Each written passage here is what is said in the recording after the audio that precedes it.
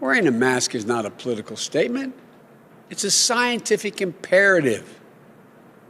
It's a point of patriotic pride so we can pull our country out of this god-awful spiral we're in. And it's a testament to the values we were taught by our families and by our faiths. Love thy neighbor as thyself. Now, every vote must be counted. No one's going to take our democracy away from us. Not now, not ever. America's come too far.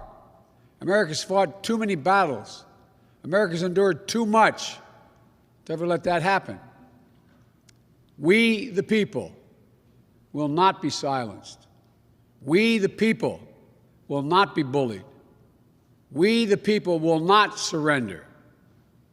My friends, I'm confident we'll emerge victorious. But this will not be my victory alone or our victory alone. It'll be a victory for the American people, for our democracy, for America. And there will be no blue states and red states when we win. We can get this pandemic under control so we can get our economy working again for everyone. But this cannot be a partisan moment. It must be an American moment. We have to come together as a nation. I'm running as a Democrat, but will run and govern as an American president. Whether you voted for me or against me, I will represent you. And those who see each other as fellow Americans who just don't live in red states or blue states, but who live in and love the United States of America. That's who we are. And there's never been a single solitary thing America's been unable to do. Think of this, not once. Not a single thing we've not been able to overcome when we've done it together.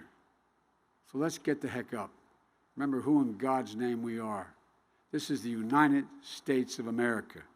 There's nothing beyond our capacity.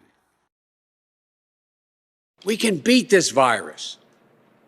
We're not too divided to achieve big things. We're America. We can do this. We've never failed when we work together. Imagine a true nationally coordinated plan where we spare no expense so our schools have the resources they need to reopen with full health and safety protocols in place. Imagine every small business getting a restart package that helps cover the cost of installing plexiglass, providing PPE, and more to minimize the risk of exposure for customers and workers. Imagine our older Americans and people with disabilities having the peace of mind that comes with trusting that the public health system is working for them.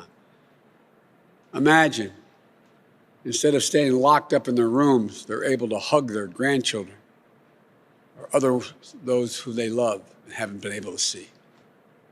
Imagine if you're a member of a community that has been hit particularly hard, Black, Latino, Asian Americans, or Native Americans. Imagine a public health and economic response that treats your needs as a priority, not as an afterthought. Imagine a day in the not too distant future when you can enjoy dinner with your friends and your family, and maybe even go out to a movie. Or when you can celebrate your birthday, weddings, graduations, surrounded by your nearest and dearest friends. That's the Biden-Harris agenda to beat COVID-19. This is Joe Biden. Black Lives Matter, period.